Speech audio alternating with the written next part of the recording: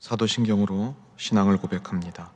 전능하사 천지를 만드신 하나님 아버지를 내가 믿사오며 그 외아들 우리 주 예수 그리스도를 믿사오니 이는 성령으로 잉태하사 동정녀 마리아에게 나시고 본디오 빌라도에게 고난을 받으사 십자가에 못 박혀 죽으시고 장사한 지 사흘 만에 죽은 자 가운데서 다시 살아나시며 하늘에 오르사 전능하신 하나님 우편에 앉아 계시다가 저리로서 산자와 죽은 자를 심판하러 오시리라. 성령을 믿사오며 거룩한 공예와 성도가 서로 교통하는 것과 죄를 사하여 주시는 것과 몸이 다시 사는 것과 영원히 사는 것을 믿사옵나이다. 아멘. 나를 지으신 이가 하나님,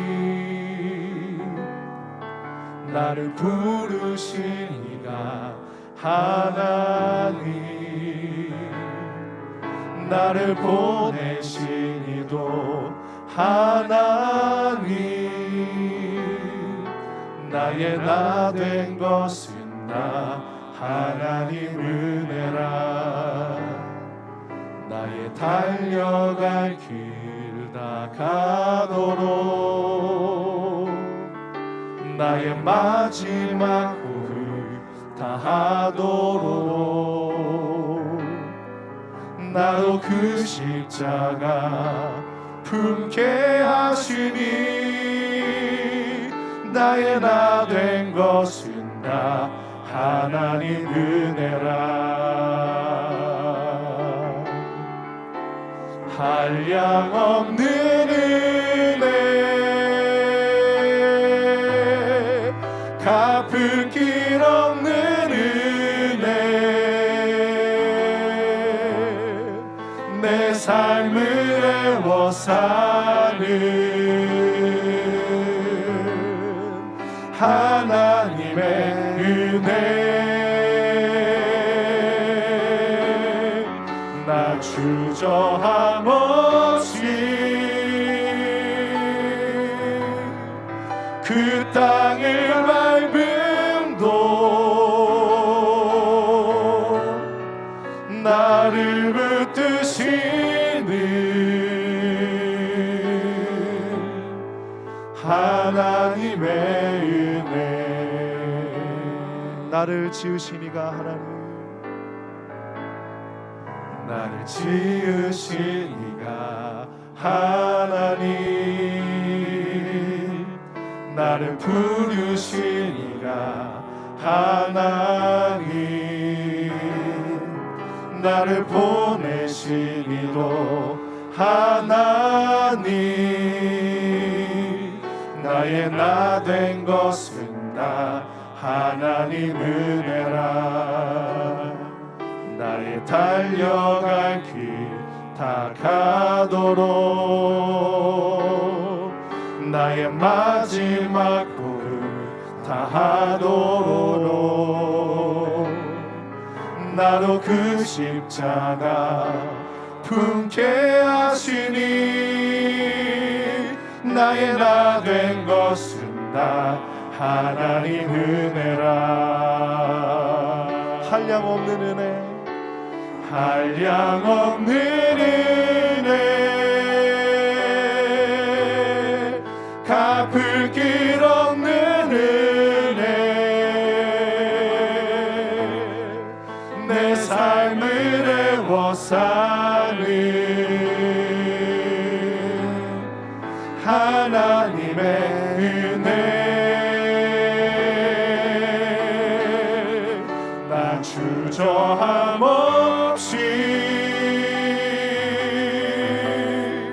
그 땅을 밟음도 나를 붙드시는 하나님의 은혜, 한량없는 은혜, 한량없는 은혜, 갚을 길 없는 은혜, 내 삶을 애워 사는 하나님의 은혜 나 주저함 없이 그 땅을 밟음도 나를 붙드시는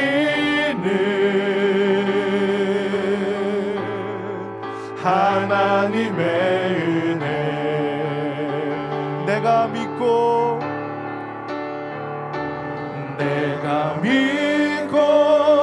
또 의지함은 내 모든 형편 아시는 주님 늘 보호해 주실 것을 나는 확실히 내가 믿고 또 의지함은 내가 믿고 또 의지함은 내 모든 형편 아시는 주님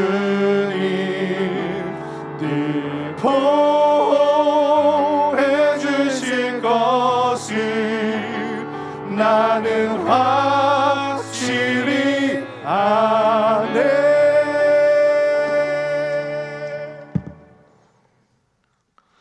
살아계셔서 역사하시고 우리의 생명을 주관하시는 참 좋으신 아버지 하나님, 오늘도 복되고 귀한 하루를 사랑하는 주의 백성들에게 허락하시고 말씀을 깨달을 수 있는 은혜의 자리로 불러주신 것 감사를 드립니다. 사랑의 주님, 간절히 바라옵기는 저희들에게 주어진 인생을 자신의 만족과 유익, 세상적인 방편과 그 가치대로 살아가려고 하는 저희들의 인간적인 연약함과 그 허물들을 긍휼히 여겨 주시사 용서하여 주시고 오직 주님의 그 말씀으로 채우시사 내가 너와 함께하리라 너는 큰 용사 되리라 가시는 주님의 언약대로 저희들을 하나님의 큰 용사로서 이 땅과 또 우리 소중한 영혼들 그리고 열방을 품어나갈 수 있는 중보자로 다시 한번 세워 주시옵소서. 이 땅과 열방 가운데 조속한 치유와 회복의 은혜를 더하여 주셔서 우리의 모든 삶이 정상을 회복할 수 있도록 은혜 베풀어 주시옵고 주님께 생명이 있음을 깨닫는 믿음의 열방의 백성들 될 수 있도록 주님 은혜로 채워 주옵소서. 전 세계의 선교지 교회와 또 이 땅의 개척교회 목회자들을 기억하여 주시고 또 하나님의 은혜로 채워 주시오며 세계와 열방을 품는 여의도 순복음교회 민족재단에 함께하여 주셔서 하나님의 나라를 든든히 세워갈 수 있는 믿음의 백성들을 통해 하나님 나라를 지속적으로 확장시켜 주시옵소서. 이를 위해 쓰시는 당회장님 영육간의 간관함을 더하여 주시고 세계 선교와 또 민족 복음화에 써나가는데 조금도 부족함이 없도록 성령의 충만한 능력으로 채워 주시옵소서. 그 발걸음마다 복음을 전하는 그 입술의 선포를 통해 기적의 역사 나타나게 하여 주시고 영혼이 구령될 수 있도록 은혜 베풀어 주옵소서. 오늘도 말씀을 깨닫는 은혜를 더하여 주시고 우리의 마음의 손과 기도 제목이 주님의 뜻 안에서 이루어질 수 있도록 성령께서 역사하여 주옵소서. 말씀에 순종하는 자에게 큰 은혜 더하심을 믿사옵고 예수님의 이름으로 감사하며 간절히 기도하옵나이다. 아멘.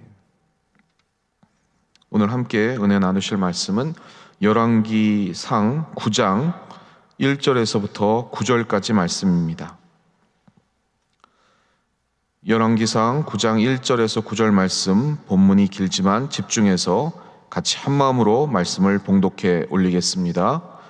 솔로몬이 야훼의 성전과 왕궁 건축하기를 마치며 자기가 이루기를 원하던 모든 것을 마칠 때에 야훼께서 전에 기본에서 나타나심 같이 다시 솔로몬에게 나타나사 야훼께서 그에게 이르시되 내 기도와 내가 내 앞에서 간구한 바를 내가 들었은즉 나는 내가 건축한 이 성전을 거룩하게 구별하여 내 이름을 영원히 그곳에 두며 내 눈길과 내 마음이 항상 거기에 있으리니 내가 만일 내 아버지 다윗이 행함같이 마음을 온전히 하고 바르게 하여 내 앞에서 행하며 내가 내게 명령한 대로 온갖 일에 순종하여 내 법도와 율례를 지키면 내가 내 아버지 다윗에게 말하기를 이스라엘의 왕위에 오를 사람이 내게서 끊어지지 아니라 한대로 내 이스라엘의 왕위를 영원히 견고하게 하려니와 만일 너희나 너희의 자손이 아주 돌아서서 나를 따르지 아니하며 내가 너희 앞에 둔 나의 계명과 법도를 지키지 아니하고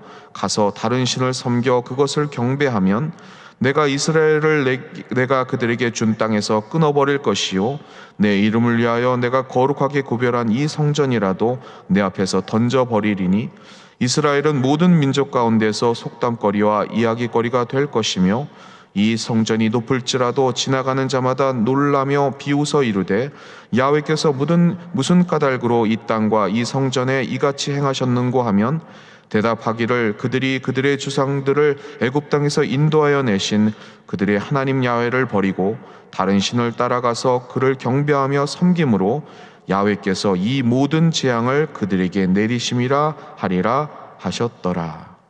아멘. 본문 말씀을 근거로 말씀의 제목을 따라해 주시기 바랍니다. 믿음의 가문 이어가기. 믿음의 가문 이어가기의 세 번째 시간입니다. 그제는 열왕기서 서론 부분인 주님이 인정하신 다윗과 그 가문을 이어갈 솔로몬이 어떻게 믿음을 이어가고 때로는 세상 속에서 방황하며 분투했는지를 보면서 열왕기서의 주제를 말씀드렸습니다. 어떻게 하나님과의 관계 회복을 하는지에 대해서 살펴보았고요. 어제는 솔로몬이 인간적인 방법으로 위기를 모면해 보고자 하다가 결국 주님을 찾았고, 그리고 주님이 주신 은혜로 정치적인 안정과 백성들에게 인정을 받았습니다. 그리고 무엇보다 하나님의 마음을 이해하고 이전과는 다른 리더자로서의 새로운 면모를 갖추기 시작을 했습니다. 이를 통해서 우리의 자녀들 또 우리의 후손들이 주님이 주신 방법으로 위기를 극복하고 사람들에게 인정을 받으며 잘 살고 무엇보다도 세상을 선도할 선한 영향력을 미칠 하나님의 마음을 품기를 기도합니다. 오늘은 세 번째 시간인데요. 먼저 서론 부분을 좀 말씀을 드려야 할 것 같습니다. 하나님에 의해서 왕이 된 이 솔로몬은 백성들에게 인정받는 데 꽤 시간이 들었습니다. 그러나 모두에게 인정받는다는 게 그가 온전히 섰다는 것을 의미하는 것은 아닙니다. 다윗이 그랬듯이 솔로몬도 평생 하나님의 사람이 돼가는 길을 걸어가야 했고, 고쳐지지 않는 그런 습관을 통해서 방황하기도 하고 마지막까지 거기에 걸림돌 때문에 문제가 되기도 했습니다. 여러분은 어떤 것이 잘 바뀌어지시지 않는가요? 예를 들면 다윗과 솔로몬은 결혼과 사랑이라는 그런 문제에 있어서 발목을 잡힙니다. 그리고 계속 이를 통해 문제가 발생이 되었습니다. 첫 발을 잘못 들여놓은 게 실수였죠. 사랑을 통한 그런 결혼이 아니라 문제 해결을 위한 그러한 높이에 올라가기 위한 정략 결혼을 했습니다. 다윗은 첫 아내 그 미갈도 다윗을 좋아했지만 그는 왕의 사위가 되는 일을 좋아서 결혼을 했습니다. 다윗은 위기를 해결하는 방법으로 유력 가문의 여인들과 결혼했고 그 여인들을 취했습니다. 일종의 보험이었죠. 결국 나중에 사랑을 따로 찾아 헤맸는데 그렇게 만난 여인이 아비가일과 바세바였습니다. 솔로몬도 비슷합니다. 첫 아내는 암몬 여인 나아마였습니다. 연구하는 분들은 그가 왕이 되기 전에 이미 결혼한 것으로 판단합니다. 둘 사이의 아들인 르호보암이 왕위에 오를 때가 나이가 41살이었습니다. 솔로몬이 40년을 통치하고 죽었기 때문입니다. 그도 숱한 정략 결혼을 했고 결국 사랑은 따로 찾았습니다. 그게 아가서의 여주인공 술람미 여인인 것을 여러분이 아실 것입니다. 이 혼란은 솔로몬 왕 마지막까지 문제가 되었고 해결되지 않았습니다. 결혼은 당장의 현실적인 문제나 조건을 보는 게 아니라 사랑과 하나님의 응답입니다. 사랑은 했지만 응답 없는 결혼을 해서 사랑이 증오로 바뀌는 것 여러분이 보셨을 것입니다. 조건을 보고 결혼했지만 사랑이 없어서 결국 하나님을 원망하는 것, 이런 것도 보셨을 것입니다. 사랑하는 성도 여러분, 이 자녀와 후손들의 결혼 문제는 특히 많이 기도하시길 간절히 부탁을 드립니다. 조건도 중요하지만 그보다 하나님의 응답과 그 사랑이 있는 결혼을 위해서 기도하셔야 될 줄 믿습니다. 솔로몬은 이러한 약점이 있었지만 이를 뛰어넘는 그 장점들을 가지고 있었습니다. 어제 말씀드린 것처럼 그 중에 하나가 열왕기상 4장에 나오는데요, 분야별 책임자를 밝히고 있습니다. 사무엘하 8장 16절에서 18절에 다윗 시대의 그 책임자와 비교해 보면 그 양쪽 생각의 차이가 드러납니다. 그래서 두 번째, 솔로몬의 국정 운영을 좀 말씀드리겠습니다. 열왕기상 4장 2절에서 6절 말씀인데요, 좀 본문이 어렵지만 같이 합독해 보겠습니다. 그의 신하들은 이러하니라. 사독의 아들 아사리야는 제사장이요, 시사의 아들 엘리호렙과 아이야는 서기관이요, 아일루스의 아들 여호사밧은 사관이요, 여호야다의 아들 분야냐는 군사령관이요, 사독과 아비아달은 제사장이요, 나단의 아들 아사리야는 지방관장의 두령이요, 나단의 아들 사봇은 제사장이니 왕의 벗이요, 아이살은 국내 대신이요, 압다의 아들 아도리람은 노동 감독관이더라. 사무엘하 8장 16절에서 18절에 나오는 다윗의 그 국정 시스템을 보면 군사령관이 제일 먼저 나옵니다. 군사령관, 사관, 대제사장, 제사장, 서기관, 그리고 시위대장, 이런 순이었습니다.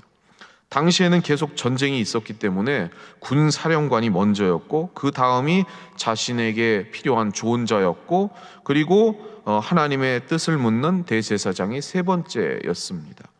기록하는 서기관은 그 다음이었습니다. 전쟁, 그리고 거기에 필요한, 전쟁이 필요한 조언자, 그리고 대제사장이 핵심입니다. 오늘날도 경건한 신앙생활 하시는 사회 지도자들이 아마 마음에 가지고 있는 우선순위가 아마 이런 것이 아닐까 싶습니다. 여기서 우리는 그 다윗이 요압 장군이 자기 마음대로 행동하고 평화시에 중요한 사람을 암살해도 건드리지 못하는 그 이유를 발견하게 됩니다. 아시겠죠? 다윗에게는 전쟁이 가장 중요했습니다. 대제사장으로 대표되는 하나님의 법보다 먼저였는지는 모르겠는데, 그가 끊임없이 쫓겨다니면서 생각했던 그 승리, 그것에 대한 1차적인 그 소망이 원인이 되었을지 모릅니다. 그의 그런 생각을 요압은 놓치지 않았고, 그 약점을 통해서 다윗을 평생 괴롭혔던 것을 여러분이 아실 것입니다. 그런데 솔로몬은 이 다윗의 통치하에 그러한 은혜를 받았는지 그 국정의 시스템은 다릅니다. 첫 번째가 대제사장이고, 그리고 서기관이고, 그리고 사관이고, 그리고 그 다음이 군사령관입니다. 그리고 은퇴한 대제사장들, 지방 담당자, 그리고 왕의 벗, 그 신하고, 그리고 국내 대신 솔로몬의 집을 관리하는 사람이죠. 그리고 노동 감독관이 그 다음입니다. 솔로몬은 하나님께 묻는 일을 가장 중요시 하였습니다. 그리고 나서 서기관, 그리고 국가기록 담당자, 그리고 세 번째가 충고자인데 다윗 시대와 같은 사람입니다. 군사령관의 지위는 그 다음이 되었습니다. 이후에 지방 담당자나 예언자들, 그리고 솔로몬의 집을 관리하는 국내 대신, 그리고 그 다음이 건축 담당입니다. 여기서 솔로몬이 중요하게 생각하는 몇 가지가 이렇게 나오는 거죠. 다윗에게 없었던. 그래서 솔로몬은 하나님의 말씀을 정말 중요시 여겼고, 그리고 기록하는 것, 이거를 소중히 여겼고, 그리고 건축하는 것, 이것을 중요시 여겼다는 것입니다. 솔로몬은 우리 인생의 중심이 하나님의 말씀, 이것이 최고라고 믿었습니다. 우리도 그래야 될 줄 믿습니다. 이를 언어적으로, 문학적으로, 현실적으로 어떻게 표현하는가, 그것을 애굽의 형식으로 받아들이면서도 이것을 뛰어넘을 수 있다는 확신을 가졌습니다. 그래서 백성들에게 알리고 가르치고, 그리고 민족 국가에서 다문화로 넘어가는 그러한 시기에 하나님의 그러한 말씀은 변함없는 이스라엘의 야긴과 보아스, 즉 중심이 되리라고 본 것입니다. 그래서 백성들을 가르치고 그리고 그것을 교훈하고 그리고 그 우리가 아는 이 성문서의 지혜 문학으로 그렇게 가르쳤다는 것입니다. 그래서 아버지 다윗이 시편, 즉 노래의 가사를 통해 하나님을 향한 고백의 새로운 차원을 열었다면, 솔로몬은 다른 문학 방식을 도입해서 우리가 아는 것처럼 잠언, 전도서, 아가서 이런 것을 통해서 현실 세계의 말씀을 적용하기 위한 여러 방식들을 자신감 있게 백성들에게 가르쳤습니다. 그리고 건축 분야에 있어서도 이전 성막 중심으로 이루어졌던 그런 하나님의 성소가 건물로 재해석이 되어서 예루살렘 성전이 들어서게 되었습니다. 그런데 문제는 처음에 말씀드렸듯이 솔로몬의 우선순위는 그랬지만 보이지 않는 내적인 우선순위가 있었던 것입니다. 서기관에 의해 기록된 그의 우선순위는 바로 이런 것이었지만, 실제로 솔로몬의 마음 안에는 욕망이 조절되지 않는 그런 사랑이 있었지 않나 싶습니다. 그래서 수많은 이방 여인과의 그런 결혼 가운데에서 그들의 요청을 무분별하게 들어주었고, 그리고 그녀들의 신앙을 다양성의 포용이라는 그러한 명목 안에서 다 받아들였습니다. 이러한 문제들이 솔로몬의 그런 왕국과 이어진 그 분열된 나라의 왕국으로 독버섯처럼 피어나고 결국 파국으로 치달았던 것입니다. 세 번째는 그 솔로몬의 삶을 읽는 방식인데요, 열왕기상 4장 31절에서 32절 말씀 같이 봉독해 올리겠습니다. 그는 모든 사람보다 지혜로워서 에스라 사람 에단과 마올의 아들 헤만과 갈골과 다르다보다 나음으로 그의 이름이 사방 모든 나라에 들렸더라. 그가 잠언 3,000가지를 말하였고 그의 노래는 1,005편이며. 세계 선진 국가에서조차 자신의 나라 글을 읽거나 바르게 쓸 수 없는 인구가 의외로 많습니다. 선진 국가에서도 한 10% 정도는 그렇게 글을 읽거나 바르게 쓰지 못하는 사람들이 그렇게 많다는 것입니다. 그래서 극장에서 외국 영화를 보면 자막을 넣지 않고 항상 더빙을 하는 것이죠. 이것이 최근까지 비서구권 영화들이 이 서구권에서 제대로 대접받지 못하고 빛을 보지 못한 중요한 이유 중에 하나였습니다. 그런데 최근에 우리 한국 영화가 이렇게 선전하는 것은 좀 바뀌었다는 거죠. 그러니 다윗 왕의 때를 생각해 보면 얼마나 많은 사람들이 말씀을 읽거나 쓸 줄 알았을까요? 많이 없었을 것입니다. 그래서 다윗이 위대한 왕인 이유가 전쟁을 잘했기 때문만이 아니라 악기를 다루고 노래를 지어 마음에 사무치는 여러 감정들을 하나님 앞에 호소할 수 있는 새로운 길을 열었기 때문입니다. 다윗 이전에는 잘 하지 못했던 일이죠.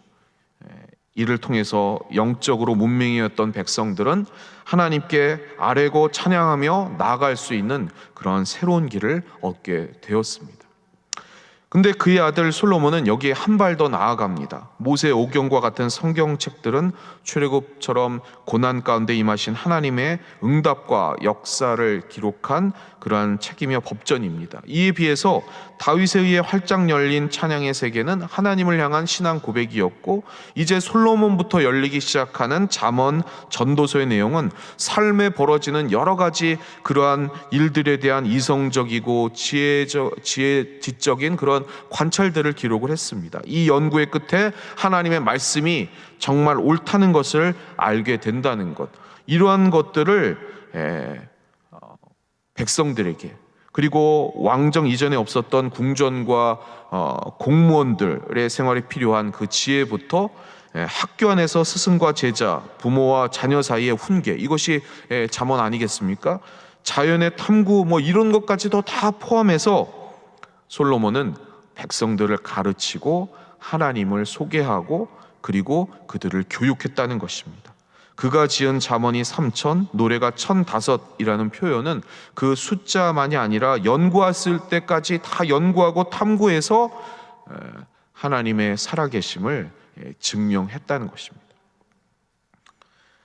이를 묵상해 보면 솔로몬의 의도를 깨닫게 되는 것입니다. 자기 인생을 완전히 개방하고 자신의 욕망과 실패로 인한 고통을 하나님을 통한 인생의 결론을 전도서라는 그런 판소리, 이를 통해서 셀프 디스, 스스로 자기를 자학하면서 이렇게 온전히 개방해서 드러내는 것입니다. 그래서 백성들은 이를 들으면서 삶의 방향을 바르게 정합니다. 많이 가지고 자기 마음대로 하는 걸 목표로 삼아 봐야 저렇게 괴롭고 어렵구나. 수천의 여인을 찾아 거느리고 그리고 취해도 정치와 궁정의 음모에 얽매이지 않는 참사랑을 찾아다니는구나. 이런 것들을 아가서를 통해서 그렇게 표현을 한 것이죠. 하나님과 부모의 교훈과 말씀을 듣고 따라야 함을 잠언이라는 교과서를 통해서 제시하고 아이들과 공무원들이 그것을 읽고 배우게 되는 것입니다. 다윗, 솔로몬 당시 이스라엘의 영적 상태는 하나님의 말씀보다는 농사짓고 먹고 살기 위해서 가나안의 바알 신화에 나오는 그러한 달력을 따라다니는 그러한 사사기 수준에 벗어나지 못했습니다. 이방 민족의 핍박을 하나님께 호소하는데 벗어나는데 그 다음에 어떻게 해야 하는지 주의 말씀을 제대로 가르치는 그러한 많은 제사장과 레위인들은 자기 자리를 이탈했고 남은 자조차 말씀을 배우고 적용할 줄을 몰랐습니다. 그러한 그때에 성경을 읽을 수 있는 사람도 어떻게 구체적인 삶을 그에게 적용해야 될지를 모르는 그런 시절에 이 솔로몬은 자신이 하려는 것까지 연구하고 그리고 그것을 깨달아 그 지혜를 가지고 영적인 그러한 능력으로 백성들을 가르쳐 주었다는 것입니다. 마지막으로 솔로몬의 그 성전 건축인데요, 오늘 본문 말씀입니다. 정말 중요하니까요. 오늘 본문 말씀 열왕기상 9장 1절에서 2절 말씀 같이 합독해 보겠습니다. 솔로몬이 야훼의 성전과 왕궁 건축하기를 마치며 자기가 이루기를 원하던 모든 것을 마친 때에 야훼께서 전에 기브온에서 나타나심 같이 다시 솔로몬에게 나타나사. 유럽의 아버지라고 불리는 그 중세 시대에 카를로스 대제라는 그런 사람이 있습니다. 이 사람도 솔로몬과 같이 이 궁전을 짓고 그리고 교회, 성당을 지었습니다. 그가 세운 궁전을 보면 무엇을 생각하고 있는지가 보입니다. 이 대제가 세운 궁전의 특징은 자기 집이 되게 작았습니다. 그리고 유럽의 회복을 위한 그런 자료가 모이는 도서관을 짓고 정치를 위한 홀을 만들고 로마를 본뜬 그런 사우나 시설을 만들었습니다. 근데 가장 두드러진 게 대성당이었습니다. 그는 야만화된 중세 유럽에 하나님의 다스리심이 있기를 소원해서 그 대성장을 자기 집보다 궁전보다 크게 지었습니다. 그리고 어떤 날씨에도 불구하고 교회에 가기 위해서 회랑을 다 연결해서 그렇게 교회에 가기 위해 그렇게 건축을 했다는 것입니다. 그러면 솔로몬의 성전은 어땠을까요?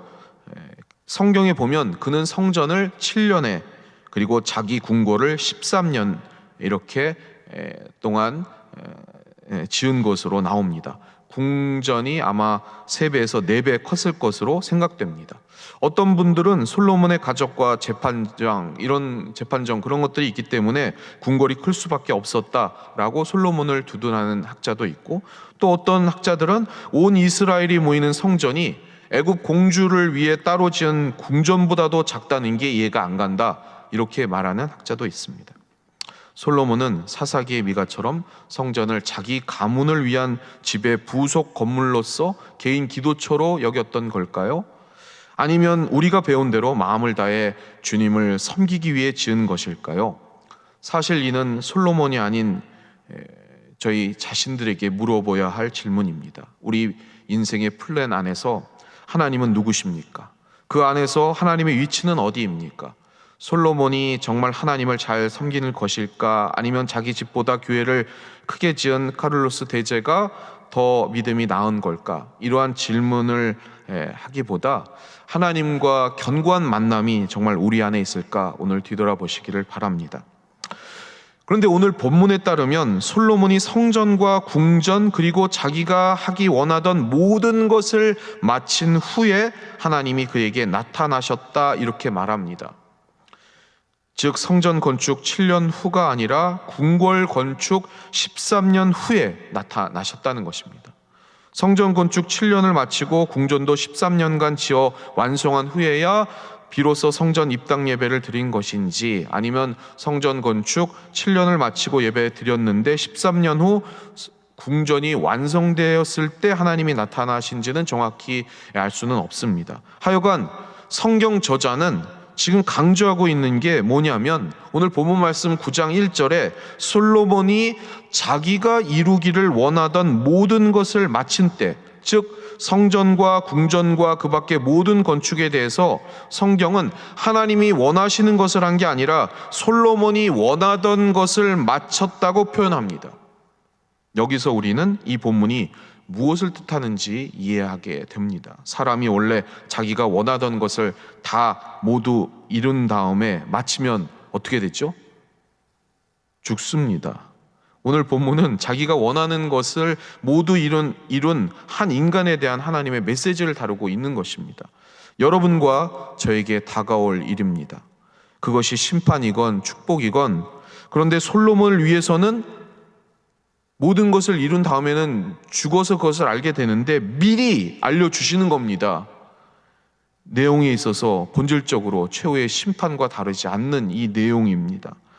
예수님께서 부자와 나사로의 비유를 통해서 백성들에게 미래를 가르치신 그 이야기와 비슷하다는 것입니다. 그래서 오늘 이 본문을 우리는 자세히 묵상해야 됩니다. 하나님의 응답이 긍정의 부분으로 3절에서 5절까지 나오고, 부정의 그러한 메시지가 6절에서부터 9절까지 나타납니다. 3절에서 5절 말씀, 긍정의 핵심은 그것입니다. 3절에 내 눈길과 내 마음이 항상 거기에 있으리니.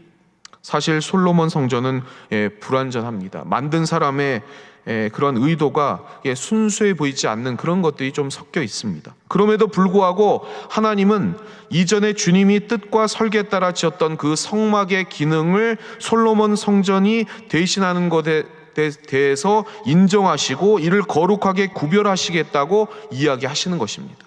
자신의 눈길과 마음도 항상 성전에 있을 것이라 약속하십니다. 다윗과 솔로몬에게 난 사람들이 왕위에 오르는 것이 끊어지지 않을 것이라고도 약속하십니다. 그렇습니다. 하나님은 사람이 불완전해도 애쓴 것을 기뻐 받아 주십니다. 다윗이 준비한 일을 솔로몬은 명령했고, 건축자재 조달을 위해 중요한 국가 간의 계약을 맺었고, 그리고 필요한 예산을 조달하는데, 그리고 그것을 감독하는데도 솔로몬은 애썼을 것입니다. 그리고 백성들은 기쁨으로 하나님의 전을 건축하는데 다 일하고 수고했을 것입니다. 그러나 이와 동시에 기억되어야 할 것이 있습니다. 성전은 결국 물건입니다. 성전은 하나님이 아닙니다. 하나님은 사람이 애써서 주님께 드린 그 물건이, 그것이 법궤이던 성전이던 손과 발과 머리로 한 그 수고이던 간에 말씀에 순종하지 않는 사람을 보호하는 도구는 될 수 없다고 이야기를 하시는 것입니다. 공로주의, 이것을 거절하시는 것입니다. 이는 사람에게도 마찬가지입니다. 어떤 사람이 결혼하면서 서로만 사랑하겠다고 고백을 하죠. 그리고 이에 대한 징표로 반지와 목걸이, 이것들을 나누고, 그리고 집을 마련해 주었다고 이렇게 칩시다. 근데 상대를 위해서 젊은 시절에 애써 모은 것 이렇게 준비했는데 서약에 우리가 결혼에 서약한 내용대로 지키지 못하면, 세상 말로 말하면 바람이 나면 이런 모든 것이 다 소용이 없어집니다.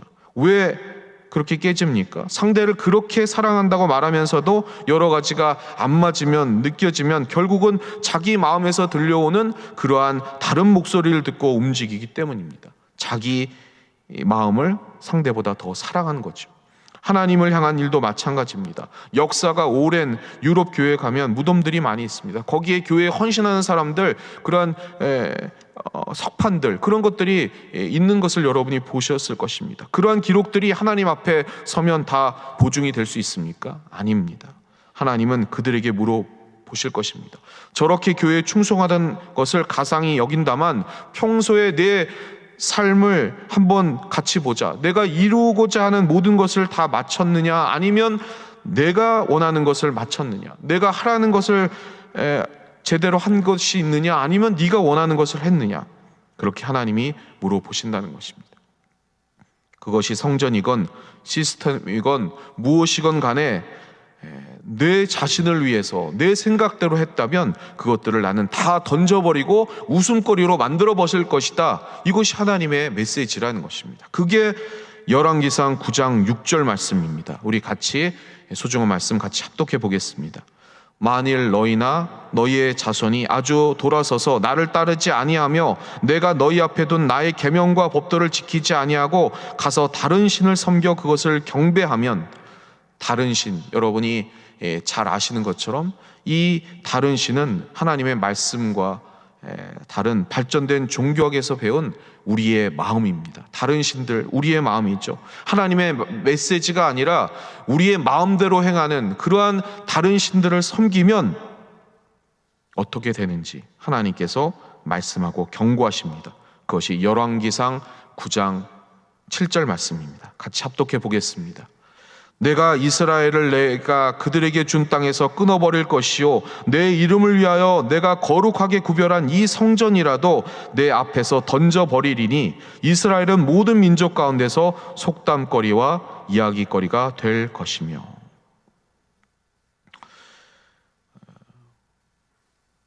2000년 전에 우리 주님도 오셔서 사역을 하시고, 그러나 그것과 하나님과의 뜻이 다르자 제자들은 모두 흩어졌습니다.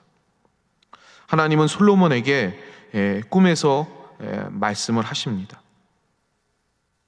내 마음이 그 길로 가면 항상 있을 것이다.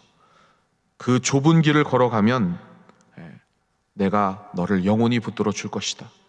그러나 내 마음이 이 성전에 없다면, 그리고 나와 함께 있지 않다면 이 지은 아름다운 성전이라도 던져버릴 것이다.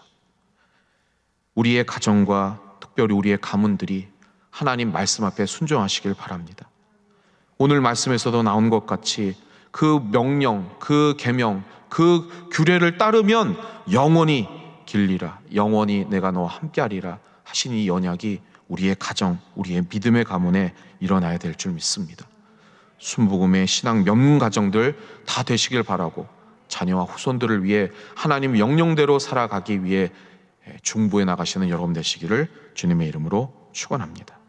기도하겠습니다. 사랑의 아버지 하나님, 주님을 사랑하는 믿음의 백성들이 오늘 예배의 시간, 또 이 기도의 시간 함께 모여 우리의 가정과 또 이 나라, 우리의 신앙 공동체를 위해 중보합니다.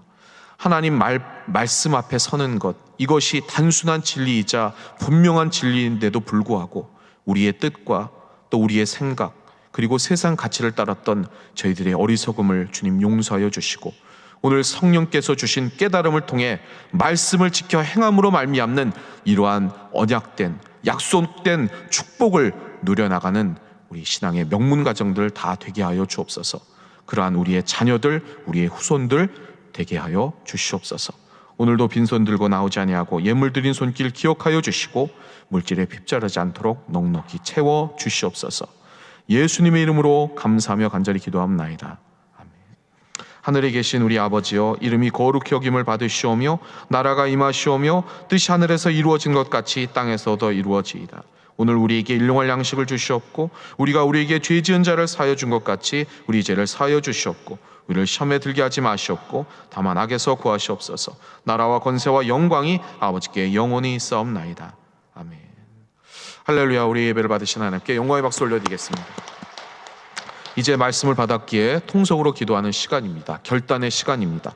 나라와 민족과 교회를 위해 기도해 주시고 또 이 코로나가 속히 종식되어 우리의 삶이 정상을 회복할 수 있도록 기도해 주시고, 모든 말씀을 따르지 않는 다른 신들, 자신의 생각과 이방 그리고 우상들 그리고 이단 사설들 멸하여 줄 수 있도록 기도해 주시고, 우리의 신앙동체 위해 기도해 주시고, 우리 당회장님 목회 사역을 위해서 또 세계 선교와 또 민족 복음화에 애써 나가시는데 새 힘을 날마다 허락해 주시고, 큰 일꾼으로서 일하신데 조금도 부족함이 없도록 성령의 충만한 능력 함께 해달라고 기도해 주시고, 우리의 마음의 손과 기도 제목들 오늘 성령 충만함으로 우리의 가정들이 지켜지기 위해서 우리 주님의 성호 3번 크게 부르시고 통성으로 기도하겠습니다.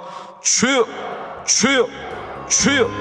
오 할렐루야. 사랑의 아버지 하나님 감사합니다. 주님께서 저희들을 사랑하시고